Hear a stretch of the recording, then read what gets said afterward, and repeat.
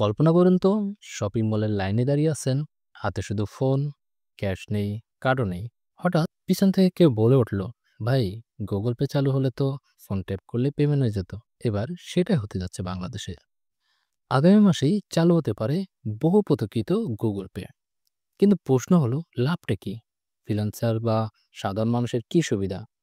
আর বিকাশ, rocket, নগদ কি হারিয়ে যাবে? জানি না। চলুন একটু ডিটেলস জানা যাক। বাংলাদেশে আর্থিক লেনদেনের ক্ষেত্রে নতুন এক অধ্যায়ের সূচনা হবে গুগল পে বা গুগল ওয়ালেট বাংলাদেশে আসলে, এমনটি অনেকেই মনে করছেন। এর মধ্যে দিয়ে হাতে থাকে স্মার্টফোনে হয়ে উঠবে গ্রাহকদের ডিজিটাল ওয়ালেট। ফলে আর আলাদা করে প্লাস্টিক কার্ড বহন করার দরকার পড়বে না।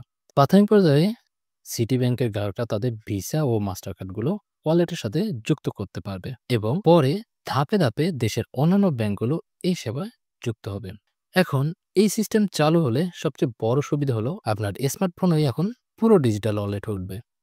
ভিসা মাস্টার কার্ড লাগবে, কিন্তু সেটা ফিজিক্যালি সঙ্গে রাখতে হবে না। ফোনে গুগল ওয়ালেটে কার্ড অ্যাড করলেই চলবে। জাস্ট আপনার অ্যান্ড্রয়েড ফোন দিয়েই আকাশপথে যাতায়াত থেকে শুরু করে কেনাকাটা কিংবা সিনেমা সবকিছুতেই লেনদেন করতে পারবেন।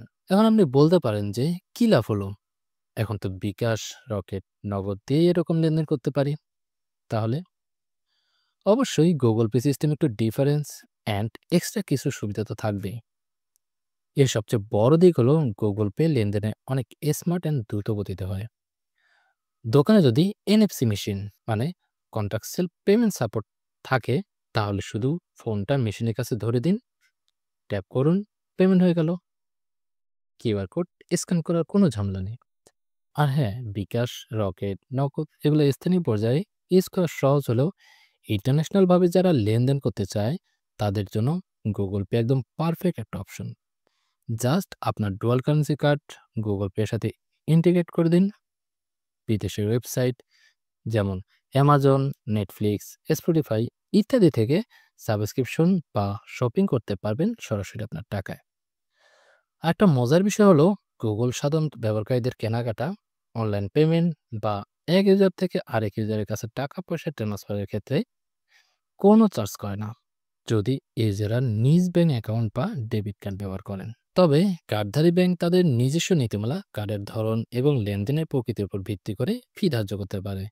উদাহরণস্বরূপ, যদি লেনদেনটি আন্তর্জাতিক গেটওয়ের মাধ্যমে হয় অথবা বিদেশি মুদ্রা জড়িত থাকে, তাহলে ব্যাংকগুলো সাধারণত 1 থেকে 3% পর্যন্ত বিদেশি লেনদেন ফি দিতে পারে। তবে ফ্রিল্যান্সারদের জন্য আপাতদৃষ্টিতে বড় ধরনের কোনো সুবিধা এই গুগল পে সিস্টেম দিতে না পারলেও, এটা ডিজিটাল পেমেন্ট সিস্টেমের ক্ষেত্রে নতুন মোড় নিয়ে আসবে বাংলাদেশে।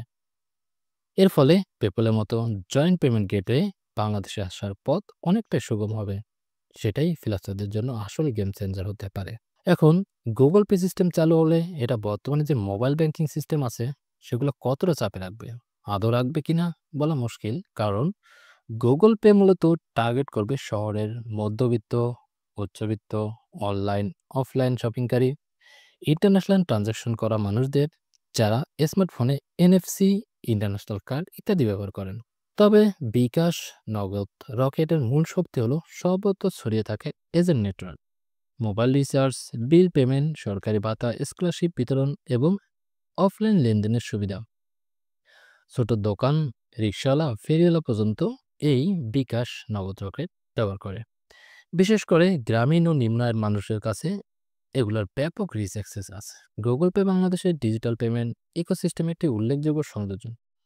শহরে প্রযুক্তি সচেতন এবং আন্তর্জাতিক লেনদেন করা ব্যবহারকারীদের জন্য এটি অনেক সুবিধা বয়ে আনবে। ফ্রিল্যান্সারদের জন্য এটি সরাসরি সমাধান না হলেও দেশে বিশ্বমানের পেমেন্ট ইনফ্রাস্ট্রাকচার গড়ে উঠতে সাহায্য করবে, যা ভবিষ্যতে তাদের জন্য পেপালের মতো সেবা পাওয়ার সম্ভাবনা বাড়াবে। আর বিকাশ, রকেট, নগদের জনপ্রিয়তা সেটা একবারই কমবে না, বরং তাদের নিজের সার্ভিস আরও শার্প করতে হবে। দুই সিস্টেমই তাদের নিজ জায়গায় গুরুত্বপূর্ণ ভূমিকা রাখবে বলে আশা করা যায়।